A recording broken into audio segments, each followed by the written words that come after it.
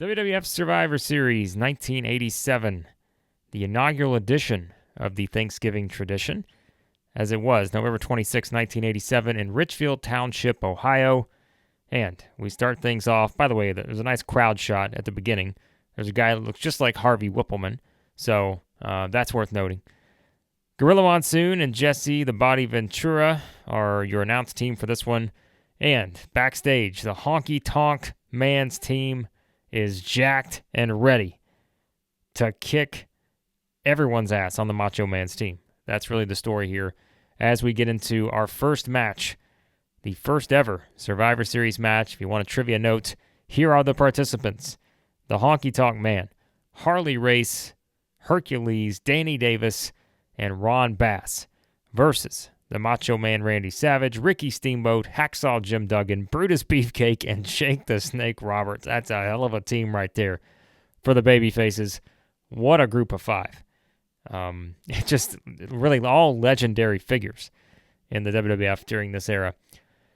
This was, again, if you're looking at it on paper, a pretty stacked team for the Macho Man. I think they have the advantage here. Let's see how it plays out. Macho Man tagging in Ricky Steamboat will make your heart melt after the classic these two had at WrestleMania 3, quite a few months earlier here in 1987. You can check out that audio review here on the channel. Of course, the crowd goes ballistic when Hacksaw Jim Duggan comes in, and in true Duggan fashion, he brawls with Harley Race on the outside, and they both get counted out. Jesse calls it a dumb elimination, which it was, but Duggan wasn't getting pinned at this point. I'll tell you that. Brutus Beefcake eliminates Ron Bass, and then Beefcake gets worked over for a while and finally gets eliminated by the Honky Tonk Man. Hercules, as I've talked about in other reviews, I think has always been someone who's been underrated in my mind. You can go back to, obviously, the Mid-South days and just see kind of the way he was used in the WWF. Could have, I think, at one point made for a nice little Hulk Hogan villain. They had matches, but he just, again, kind of had the look and the style that certainly Vince loved at this time. Danny Davis, meanwhile, did not. He gets eliminated by Jake the Snake Roberts. Steamboat finally gets the hot tag, brings the crowd awake again after a few rest spots here. He then destroys Hercules, and the Macho Man finishes him off with the elbow drop to leave the Honky Tonk Man by himself. The beatdown on Honky, highlighted by Gorilla, calling the man a piece of garbage. Gorilla did not hold back. He was a national treasure.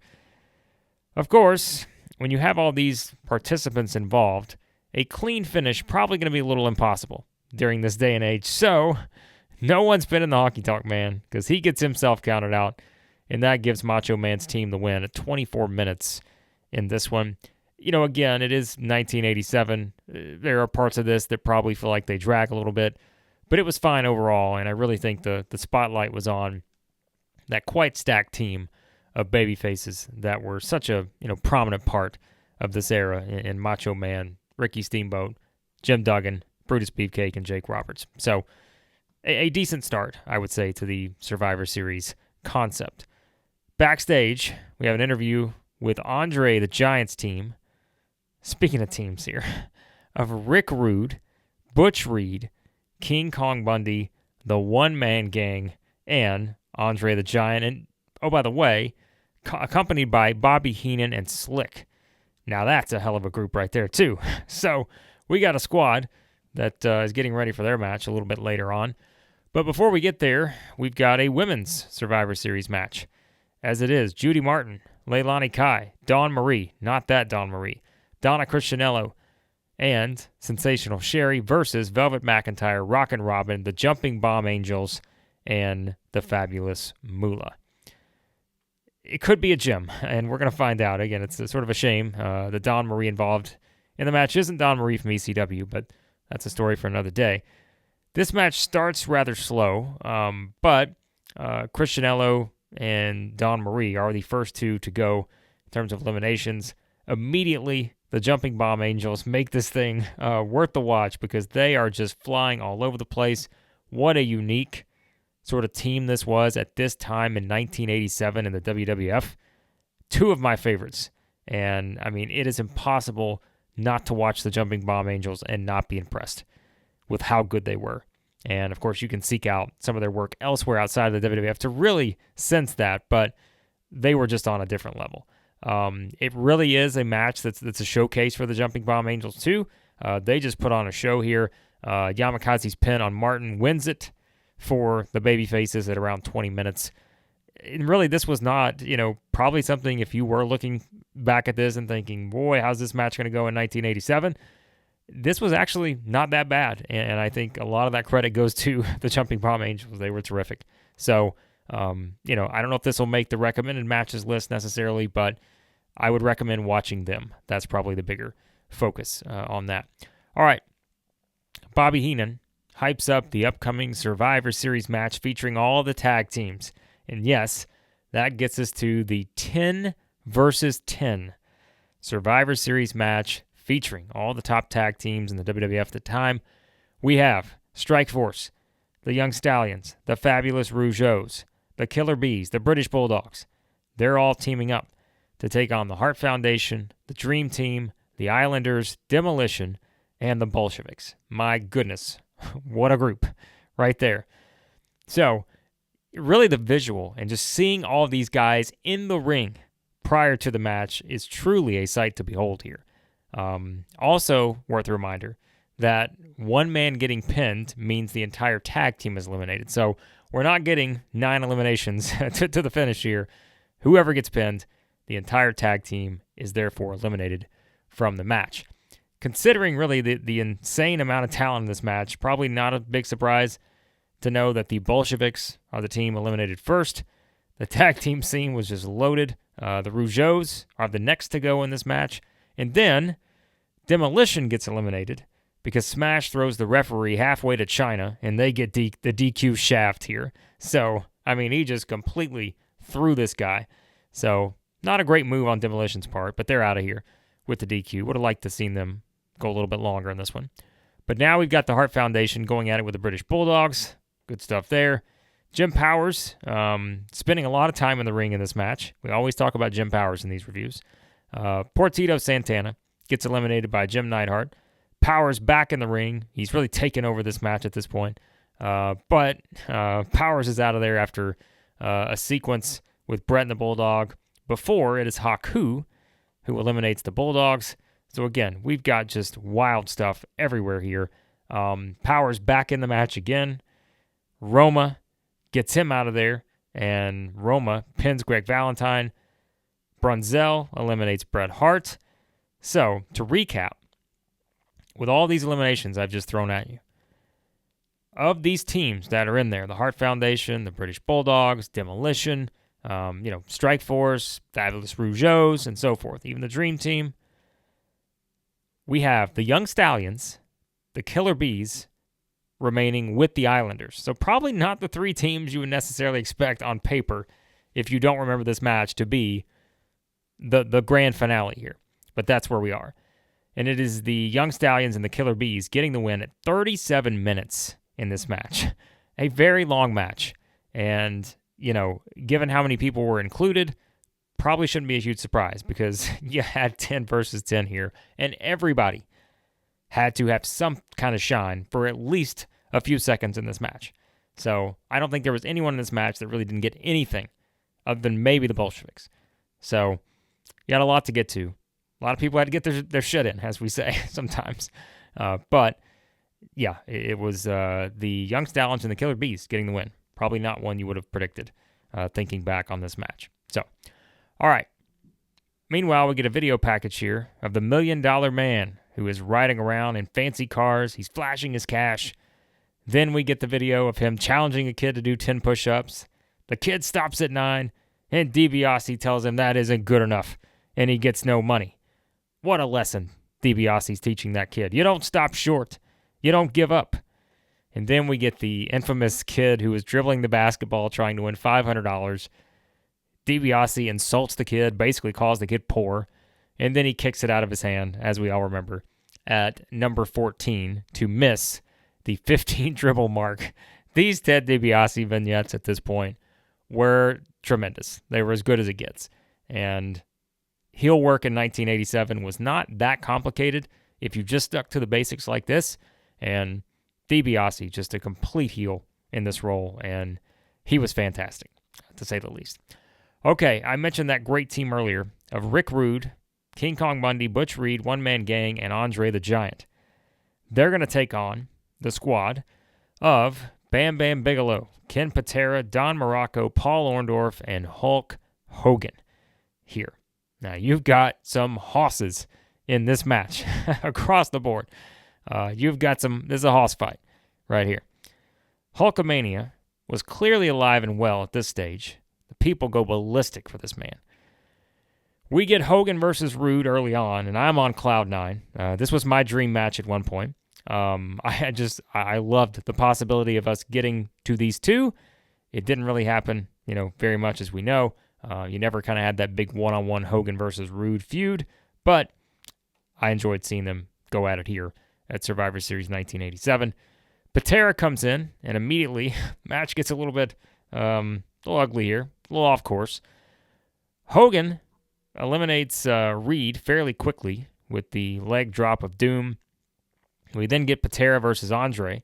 Thankfully, André kind of gets out of the ring here and lets Bundy do the work, because I didn't really have a lot that I necessarily wanted to see with André and Patera.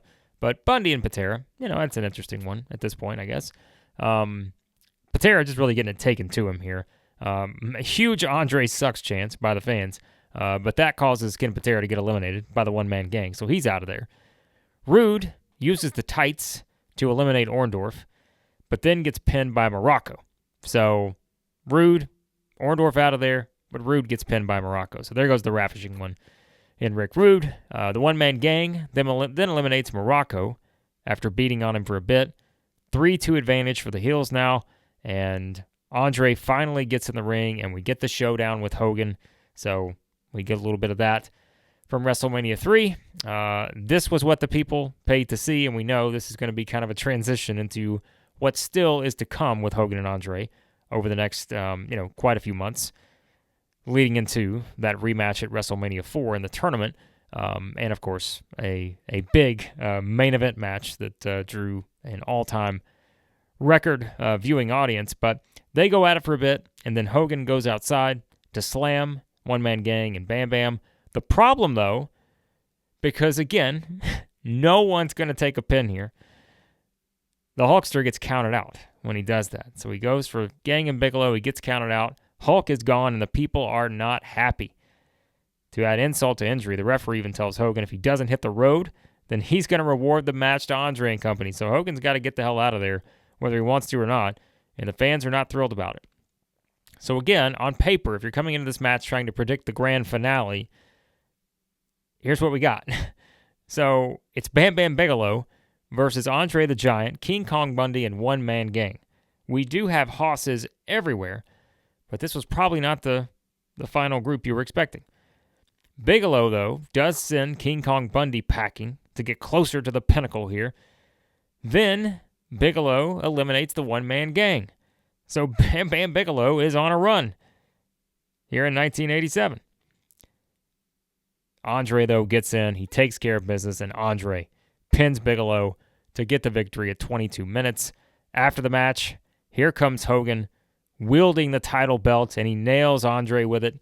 Jesse, as always, just on his game here, rightfully calls Hogan a sore loser and says, that just, whatever, Hogan just should not be doing this, right? So Hogan does the usual shenanigans in the ring to close the show, and pretty awesome stuff, I would say there, when you consider kind of how this whole thing played out. Hogan does his usual thing to, close out the show, and in the best line of the night, Jesse says that only in Cleveland would they boo a loser. Phenomenal line to close out this show. Heenan, meanwhile, backstage, we get a little bit of this to really set things up, and this is what I kind of alluded to a minute ago. Heenan tells Hogan if he wants André, he's got him.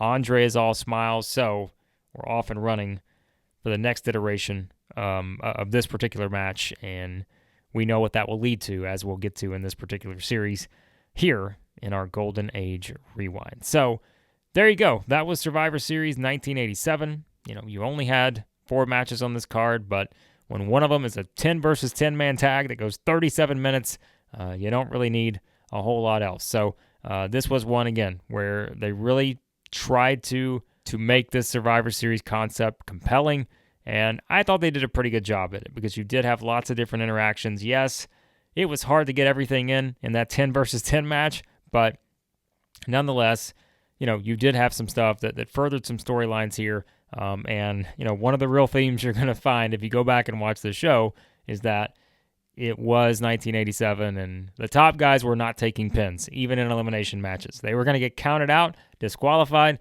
something like that. But some of the top guys were not going to take pins to be eliminated in these kind of matches. So they worked around it, and I thought you got some pretty decent entertainment value. And overall, I do think this is a pretty enjoyable show. As for the recommended matches, there's probably a little bit you could get out of all of them, to be honest with you. Whether it's the first match having the stacked babyface team, Savage and Steamboat working together, the women's match, really the showcase for the Jumping Bomb Angels, the main event, seeing guys in there like Bam Bam Bigelow get some shine, but all of the talent, all the hosses in there, including Hogan and André to further their thing.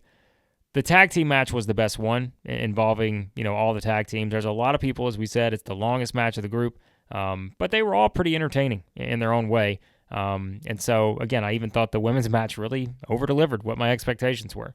So I thought this was a great start to the Survivor Series concept. If I had to pick an MVP on this show, I would probably, I'm going to go with the Jumping Bomb Angels. That's how invested I was in them at this time.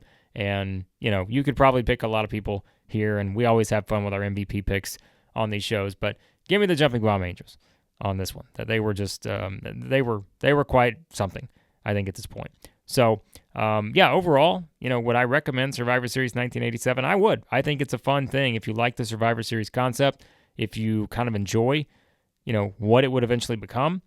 This is kind of fun to go back and see where it all began with this, and to see how many, like I said, really stars of this era were combined together, whether on the same team or on opposite teams, to kind of do what they could to bring out the best in this concept. And I think that's where, even though there's 20 men involved, the 10-man tag team extravaganza, or the 10-team extravaganza on each side, I thought that was, the most glaring thing in terms of look how stacked this tag team scene was at this point in 1987. So hot crowd. Really thought the Richfield Township crowd here, they brought it, and I thought it really helped elevate Survivor Series 1987. So there you go, my thoughts on Survivor Series 1987. If you enjoy these audio journeys here back into the golden age or golden era, whichever one you want to call it, here in our Rewind series, be sure to hit the subscribe button, hit the like button as well. Check out all of our other reviews here on the channel, and let me know your thoughts. What did you remember about Survivor Series 1987? And if you've gone back and rewatched it, give me your full analysis from WWF Survivor Series 1987.